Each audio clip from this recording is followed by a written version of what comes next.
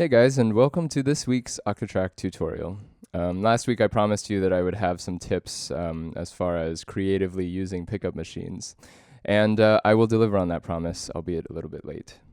This week I really just want to cover one tip because I've realized that each of these tips I think are really interesting and are worth more than just a week's amount of time and attention. The first one being sharing record buffers with flex machines while you're recording a pickup machine. So to go into my setup a little bit, I have my OP1 routed to track 4. Track 4 is a through machine, and it's set to Q here, and its Q is routed into track 1 as a pickup machine. So I can basically loop whatever I'm hearing from the through machine into track 1. And the additional component of that is track 5, which is a flex machine. And track 5 shares the same record buffer as track 1, which means that anything I do to track 1 transfers over to track 5. They share the same sample. And track 5 is pre-sliced. And I basically have a set of trigs here, which allows me to manipulate in real time what's going on in track 5 just by playing different things into track 1. So I'll just demonstrate that musically real quick.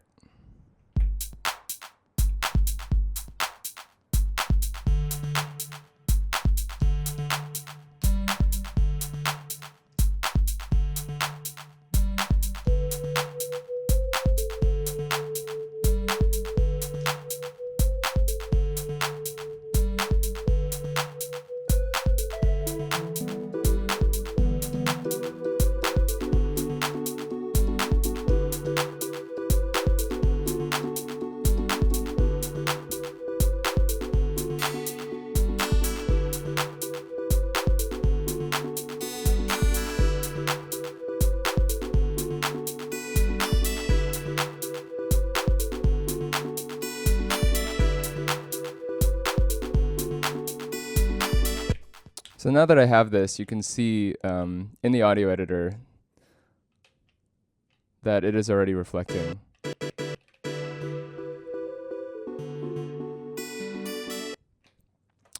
So the last piece of the puzzle here is that I have scenes A and B routed so that they crossfade between tracks 1 and 5.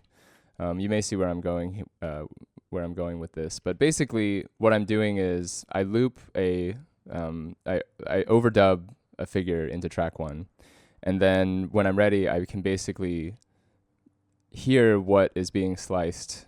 I can create a pattern that slices up that pretty much right afterwards or at the exact same time, and then hear how that sounds.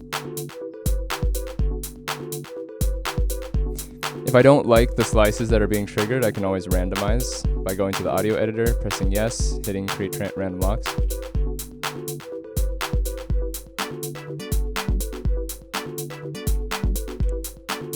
I can do that over and over again.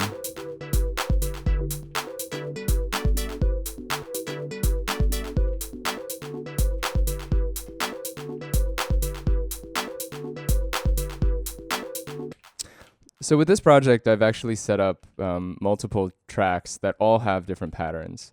And the way I set this up was I had a loop that I made before this video, and I just went through each pattern, randomly selected trigs. Let me just demonstrate that real quick. So basically, I'm going to copy this one because it's special.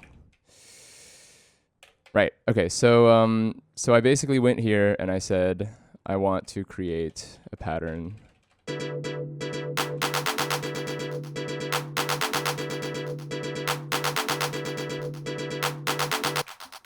And then once I was ready, I would slice it, create random locks.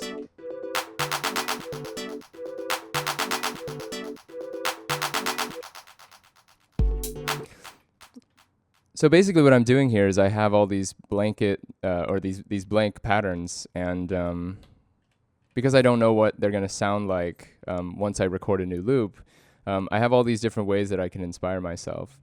And the reason I saved 16 is because it's kind of like a fill track for me. I designed it so that it would sound kind of like a build-up so that I can use it to move between one pattern and another. So say I have this pattern here. Getting ready to switch patterns.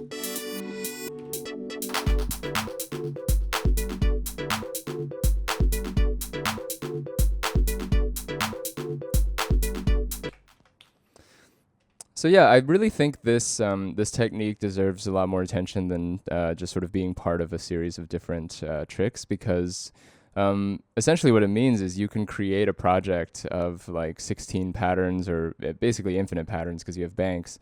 But you can create all these patterns that are prearranged, but don't actually have any melodic content to them.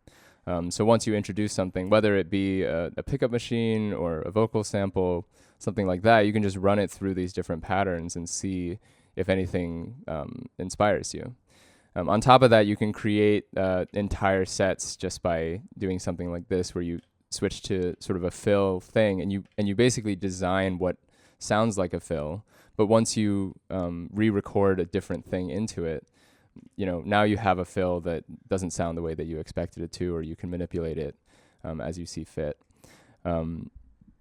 And that's really exciting. That's something that I'm going to try to explore a little bit more, because I personally also have some trouble finishing songs just on the Octatrack alone.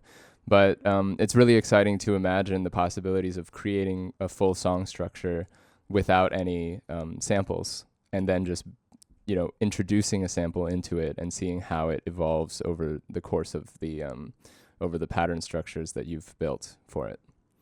So yeah, have fun with that, and I'll see you next week with another pickup machine tip. Thanks for watching.